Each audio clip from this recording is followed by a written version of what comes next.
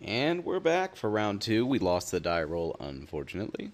I have not looked at any replays or anything, so I don't know what this guy's playing, but we will find out shortly. Alright, and we are given... Well, we're on the draw. Yeah, this is a reasonable hand. I'm not going to mulligan this. Again, it doesn't quite get us to the combo with just what's in our hand. You know, we basically always want to see pod in our opening hand. A few mana accelerators and pod, and that's really all you need to win. But this is still fine. Oh, good. So I did want to play against some Delver. In the practice rooms, there's not much Delver, I guess because, you know, Delver players, I don't know, they tend not to go in the practice rooms. But yeah, so this is good. I really don't know how this matchups goes. I mean, they have a lot of spot removal, and of course they can get very aggressive with something like a turn one Delver. So, uh, you know, I could definitely see them being able to pull out these games here. But we'll see. This deck, if it's not disrupted, I found it pretty consistently goes off somewhere between turn 4 to turn 6. So, you know, can beat Delver. But, alright, well, I mean, so if you don't disrupt it, it can beat a lot of things. Alright, so I think I just play the Wall of Roots here. The other option, there is no other option. Play Deceiver Exarch, I guess, but that's not very good. Yeah, I mean, you just kind of want to build up a bunch of mana early on.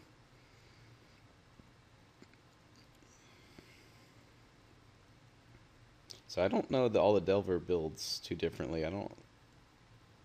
But I would guess this is like the red, white, and blue one. We'll see here what he searches for, or maybe just a straight red, blue one. I don't know. No, okay. It is the America version. That's good. So we're not anywhere close to hard casting Kiki Jiki. I think I'm fine with playing a Spellskite, flashing in Deceiver Exarch and a turn, and then that means I will have 1, 2, 3, 4, 5, 6, 7 mana, and so if I get an untapped land, of which there aren't that many, I can Chord of Calling in a Kiki Jiki and win. That seems fine. Of course, it, again, depends on if he has any disruption for me. But I think this is the way to go. I mean, I alternatively could, like, Chord for a bird to prepare to, you know... Ooh. I think I'm fine with... So I cast the Deceiver Exarch here. Yeah. And then there's not much he can do. Okay. So I don't want him to make me discard that. Do I want to untap anything? Sure.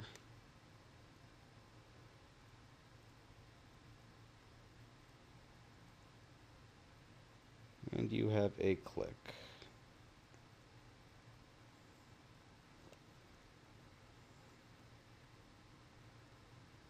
So he takes my Kiki Jiki. That was probably wrong from there, because I mean, if he doesn't know the deck well, then he might not know that was wrong. But that Kiki Jiki in my hand really isn't doing anything unless I just happen to draw an untapped red source. Yep, taking 3. But I do need an untapped, yeah, on the other hand, if I get untapped any land, then I get to Chord here. Of course, he could have something. Okay. Or I just play a pod. Let's see, 1, 2, 3, 4, 5, 6, 7. So I need another one to Kiki Jiki. But I can pod and play Noble Hierarch this turn. What do I pod for if I pod here? Or can I just win? Oh, I can just win if he lets me. No, wait, I don't think I have the mana. I think I'm 1 mana short of doing the combo with Phantasmal Image. So, alright, so I think what I'm going to do, cast this, see if it sticks.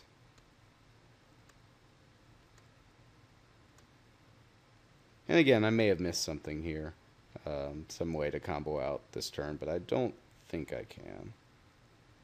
So I think my plan is to play this, pitch remand. Sure, that's fine.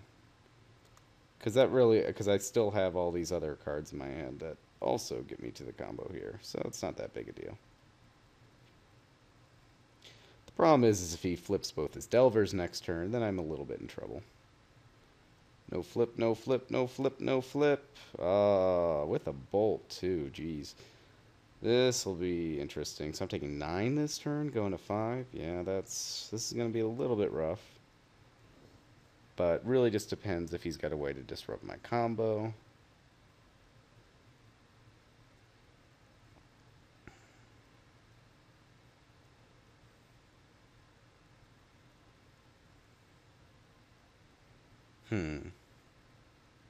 So I don't know if I should cord here or I pod. I don't know if either of those play around anything more than any other thing.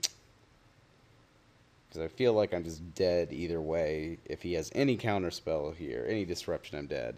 But let's see, to cord, I've got 1, 2, 3, let's see, 1, 2, 3, 4, 5, 6, 7, 8. Yeah, I've got exactly enough to cord. And he can't kill the Deceiver Exarch. Yeah, I think I just cord here. And we'll see if he's got something here. I mean, he basically needs counter magic here. Now, one nice thing about Wall of Roots is that you can tap it, and you can also get the mana out of it when you're convoking here. So I actually will still have 1 mana up.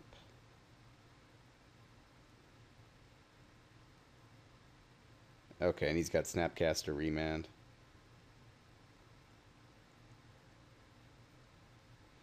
Yeah, I mean, that was what was going to happen.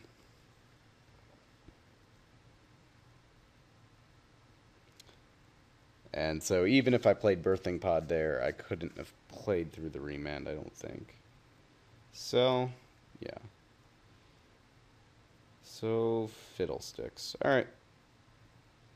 You got me. So I also, again, I don't...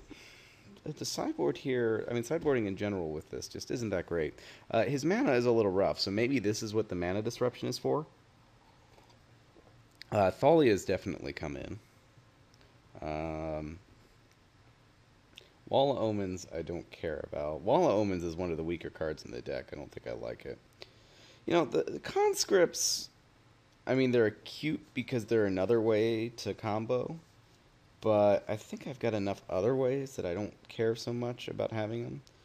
Finks are actually fine. And he could bring in something that I need to Harmonic Sliver. Now, do I bring in the Avalanche Riders and the Fulminator Mages against him?